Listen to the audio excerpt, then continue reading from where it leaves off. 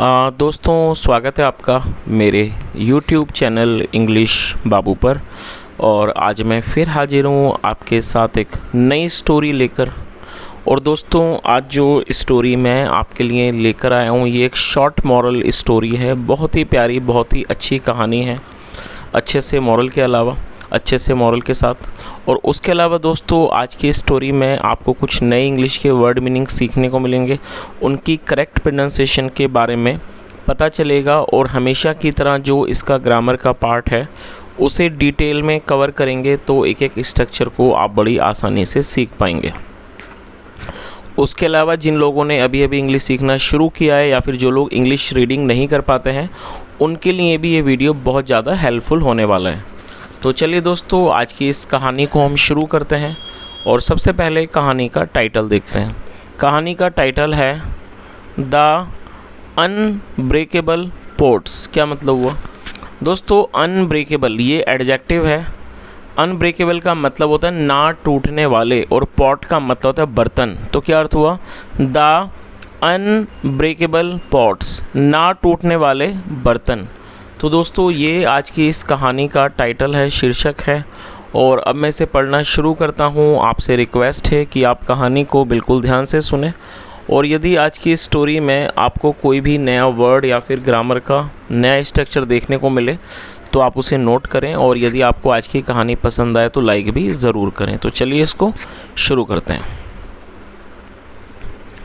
Once there was a potter. क्या मतलब हुआ दोस्तों? ये जो वाक्य है ये एक सिंपल पास्ट का वाक्य है। सिंपल पास्ट का मतलब होता है जब हम पास्ट में कोई ऐसा वाक्य बनाते हैं जहाँ पर वॉज या फिर वर्ब का इस्तेमाल हेल्पिंग वर्ब के रूप में किया जाता है, साथ में नाउन या एडजेक्टिव को लेकर वाक्य बनाया जाता है। और दोस्तों जब हम सिंपल पास्ट में या फिर सिंपल प्रेजेंट में कोई भी वाक्य बनाते हैं तो ऐसे वाक्यों में कभी भी वर्ब का प्रयोग नहीं किया जाता है। तो ये जो वाक्य हैं इनको नो एक्शन सेंटेंस भी कहा जाता है। और दोस्तों POTTER पॉटर एक नाउन है जिसका अर्थ होता है कुम्हार। जो व्यक्ति मिट्टी के बर्तन बनाता है उसको इंग्लिश में पॉटर कहा जाता है, जिसकी हिंदी होती है कुम्हार। तो क्या अर्थ हुआ? Once there was a potter, एक बार एक कुम्हार था। He made beautiful earthen pots and had a good business. क्या मतलब हुआ? He made beautiful earthen pots. दोस्तों ये जो वाक्य है ये पास्ट इंडेफिनिट का अफर्मेटिव वाक्य है। और जब हम पास्ट इंडेफिनिट में कोई भी अफर्मेटिव का वाक्य बनाते हैं तो वहाँ वर्ब की सेकंड फॉर्म का यूज़ किया जाता है। MEKE मेक मतलब होता है बनाना, और सेकंड फॉर्म है मेड। और दोस्तों अर्थन को आप नोट कर लीजिए, मिट्टी से बनी हुई चीज़ों को अर्थन कहा जाता है। तो क्या अर्थ हुआ? He made beautiful earthen pots, वह सुंदर मिट्टी से बने हुए बर्तन बनाता था, या कह सकते हैं वह सुंदर मिट्टी के बर्तन बनाता था। And had a good business, और उसका अच्छा व्यापार था। आगे देखिए, but sometimes people used to complain that his pots would break easily. दोस्तों इस वाक्य में यूज टू का प्रयोग हेल्पिंग वर्ब के रूप में किया गया है। यूज टू का प्रयोग पास्ट के वाक्यों में कंसिस्टेंसी को दर्शाने के लिए किया जाता है। जब आप पास्ट में कोई भी निरंतरता को दिखाते हैं, आप ये दिखाते हैं कि पास्ट में कोई भी व्यक्ति किसी काम को बराबर करता था, तो ऐसे स्थानों पर यूज टू के साथ वर्ब की फर्स्ट फॉर्म का प्रयोग किया जाता है। और दोस्तों आप इसे नोट कर लीजिए, COMPLAIN, कंप्लेन मतलब शिकायत करना। बट समटाइम्स लेकिन कई बार, पीपल यूज टू कंप्लेन लोग शिकायत किया करते थे, दैट की हिज पॉट्स उसके बर्तन वुड ब्रेक ईजली वो आराम से टूट जाते हैं। तो पूरी लाइन का क्या अर्थ निकला? But sometime people use to complain that his pots would break easily, मतलब लेकिन कई बार लोग शिकायत करते थे कि उसके बर्तन आसानी से टूट जाते हैं। चलिए आगे देखिए।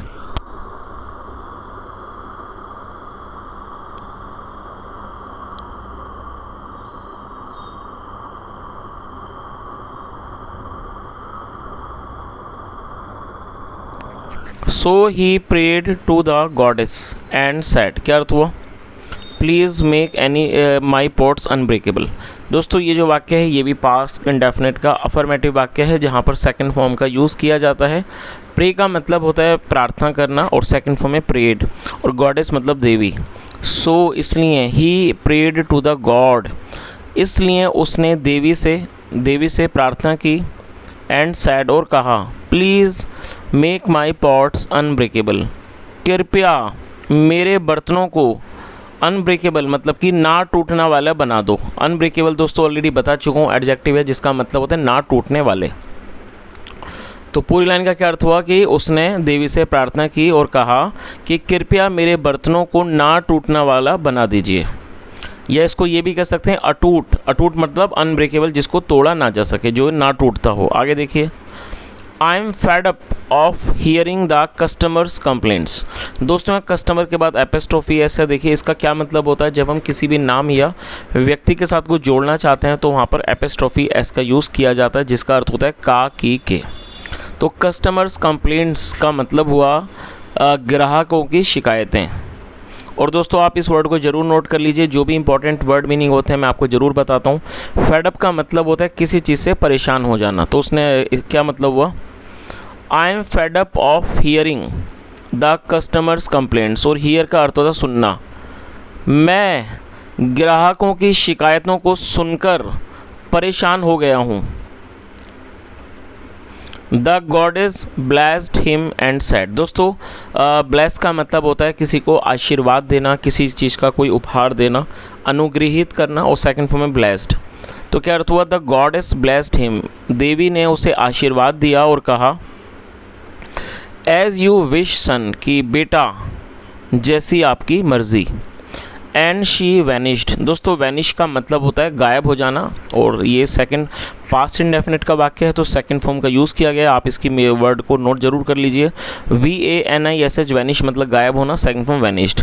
एंड शी वैनिश्ड, और वह गायब हो गई। आगे देखिए, नाउ अब all the pots he made became unbreakable. अब जो सारे पॉट्स थे, बर्तन थे, ही मेड जो उसने बनाए, बिकेम अनब्रेकेबल वो ना टूटने वाले कह सकते हैं, वो अटूट बन गए। बिकम मतलब बनना, होना, सेकंड में बिकेम। तो पूरी लाइन का क्या अर्थ हुआ कि now all the pots he made became unbreakable. अब जो भी बर्तन उसने बनाए वो क्या है, अटूट बन गए। आगे देखिए, now there were no complaints. अब कोई भी शिकायतें नहीं थी। But the customers stopped buying new pots because their old pots were not breaking or getting damaged। क्या अर्थ हुआ, but the customers stopped buying. दोस्तों इस वाक्य में देखिए स्टॉप्ड के साथ फोर्थ फॉर्म का यूज़ किया गया। तो मैं चाहूँगा जो इसका स्ट्रक्चर है आप उसे ज़रूर समझ लें, और यदि पॉसिबल हो तो नोट कर लीजिए, क्योंकि इस तरह के जो स्ट्रक्चर्स हैं हम काफ़ी ज़्यादा देखते हैं बुक्स में, या फिर हम उसको कॉन्वर्सेशन में भी यूज़ करते हैं।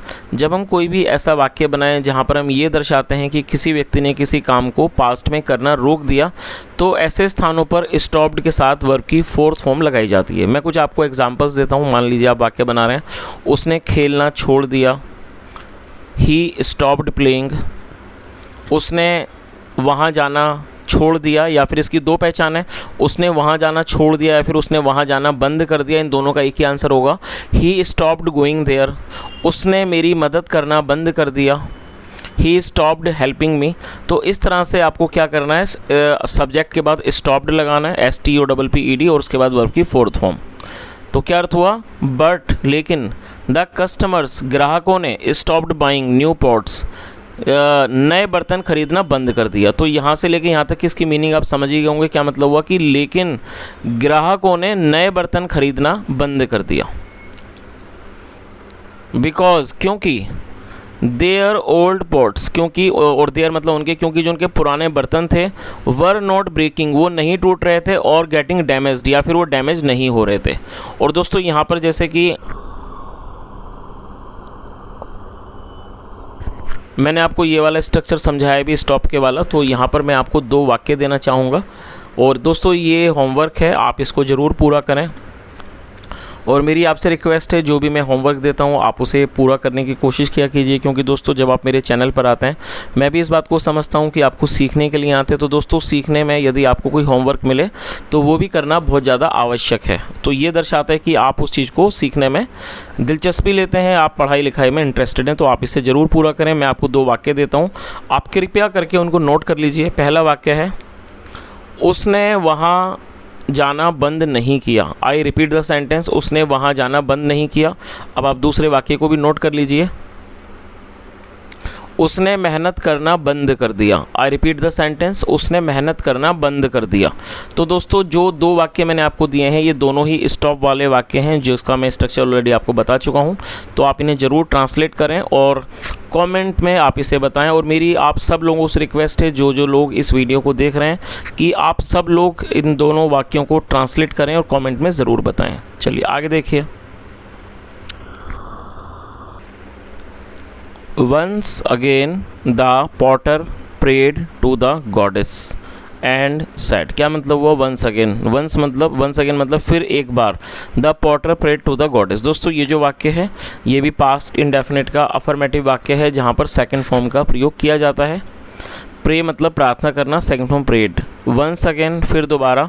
the potter prayed to the goddess, कुम्हार ने देवी से प्रार्थना की। and said और कहा, please make my pots as before. कृपया मेरे बर्तनों को एज बिफोर पहले जैसा बना दीजिए। I will never go against nature now. क्या अर्थ हुआ? दोस्तों ये जो वाक्य है ये फ्यूचर इंडेफिनिट का वाक्य है और इस वाक्य में नेवर का प्रयोग किया गया है। नेवर का मतलब होता है कभी नहीं। तो जब आप नेवर का यूज़ करेंगे तो उसके बाद आपको नॉट का यूज़ नहीं करना होगा। और अगेंस्ट का मतलब होता है विरुद्ध, या इसको कहते हैं खिलाफ। तो क्या अर्थ हुआ यहाँ से देख लेते हैं ताकि आप इसको समझ सकें। फिर एक बार कुम्हार ने देवी से प्रार्थना की और कहा, please make my pots as before. कृपया मेरे बर्तनों को पहले जैसा बना दीजिए। I will never go against nature now. अब मैं कभी भी नेचर मतलब कि प्रकृति के, कुदरत के, या कह सकते हैं प्रकृति के खिलाफ, विरुद्ध नहीं जाऊँगा। The goddess fulfilled his wish. Fulfil का अर्थ होता है पूरा करना। आप इसके स्पेलिंग को नोट कर लीजिए, FULFILL फुलफिल। और ये पास्ट इंडेफिनिट का वाक्य है तो सेकंड फॉर्म लगाई गई है और ED लगने के बाद ये सेकंड फॉर्म हो जाएगा। और दोस्तों यहाँ पे एक छोटी सी जानकारी देना चाहूँगा, आप देखेंगे ज़्यादातर जो सेकंड फॉर्म है उसमें ED आएगा, और यदि किसी भी शब्द में ED आएगा तो वो सेकंड फॉर्म भी है, साथ में थर्ड फॉर्म भी उसको माना जाता है। तो क्या अर्थ हुआ? The goddess fulfilled his wish. His मतलब उसकी, विश मतलब इच्छा। देवी ने उसकी इच्छा को पूरा कर दिया। वंस अगेन फिर एक बार। द पॉटर्स बिजनेस, जो कुम्हार का बिजनेस था, फ्लोरिश्ड। फ्लोरिश मतलब फला फूला, वो दोबारा से फिर फला फूला, एज बिफोर पहले की तरह जो उसका व्यापार था वो दोबारा से फल फूल गया। He had learnt very well that one should accept things as they are। दोस्तों इसको समझ लीजिए कौन सा स्ट्रक्चर है। ये जो वाक्य है ये पास्ट परफेक्ट का वाक्य है। पास्ट परफेक्ट का अर्थ होता है पास्ट में किसी क्रिया का पूरा होना, पाए जाना। आया था, गया था, लिया था, दिया था, चुका था, ऐसे वाक्यों में हेड के साथ थर्ड फॉर्म लगाई जाती है। लर्न का मतलब होता है सीखना, याद करना, और थर्ड फॉर्म में लर्नड। तो क्या अर्थ हुआ? He had learned very well. वह बहुत अच्छे से सीख चुका था कि one should accept things as they are, कि हमें चीज़ों को वैसे ही स्वीकार करना चाहिए जैसे कि वो हैं।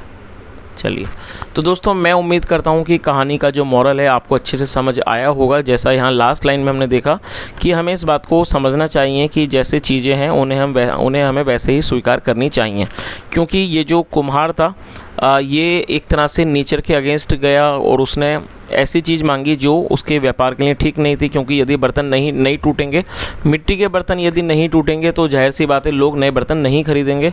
तो जब उसको ये पता चला कि उसने जो इच्छा मांगी है और उसकी वजह से उसको नुकसान हो रहा है, तो उसने फिर दोबारा से प्रार्थना की और वो इस बात को भी सीख गया कि हमें कभी भी चीज़ों मतलब कि नेचर के अगेंस्ट नहीं जाना चाहिए, अपनी मर्ज़ी नहीं चलानी चाहिए, और जो चीज़ें जैसी हैं उन्हें वैसे ही रूप से स्वीकार करना चाहिए। तो दोस्तों कहानी का मॉरल यही है कि जो नेचर है हमें नेचर के साथ ही, प्रकृति के साथ ही चलना चाहिए। और उसके अलावा दोस्तों कल मैंने कमेंट देखा और ज़्यादातर कमेंट्स ऐसे आते हैं, आप लोग पूछते हैं कि सर आप बुक का नाम बताइए। और कई बार मैं कमेंट में नहीं बता पाता हूँ, तो दोस्तों आज मैं यहाँ पर आपको बता देता हूँ। ये जो बुक है, इस बुक का नाम है ग्रैंडपा टेल्स। और एक जो हमारे सब्सक्राइबर हैं उन्होंने कहा था कि सर आप जब आप वीडियो बनाएं तो आप इसका जो फ्रंट पेज आप दिखा दें। तो दोस्तों माफ़ी चाहूँगा उसके लिए, क्योंकि जो इसका जो फ्रंट है वो वहाँ से वो अलग है, तो वो शायद यहाँ मिसिंग है। इसका जो हम कहते हैं गत्ता, वो इसमें लगा हुआ नहीं है, तो वो फ़िलहाल मेरे पास अवेलेबल नहीं है। बाकी जो इस बुक का नाम है वो है ग्रैंडपा टेल्स। तो यदि आप चाहें तो आप मार्केट में इसको देख सकते हैं, और कहीं से यदि पॉसिबल हो तो ख़रीदें इस तरह की बुक। तो दोस्तों आज ये छोटी सी एक कहानी थी। यदि आपको अच्छी लगी हो, मेरा पढ़ाने का प्रयास भी अच्छा लगा हो, तो आपसे रिक्वेस्ट है आप इस वीडियो को ज़रूर लाइक करें और दोस्तों के साथ शेयर करें। चैनल को भी सब्सक्राइब करें। कोई भी सुझाव हो तो कमेंट में ज़रूर बताएं। और फिर से एक बार बता देता हूँ दोस्तों, कहानी का ये आज मैंने स्टोरी पढ़ी है, इस बुक का नाम है ग्रैंडपा टेल्स। यहाँ तक सुनने के लिए thank you so much. Have a nice day and bye.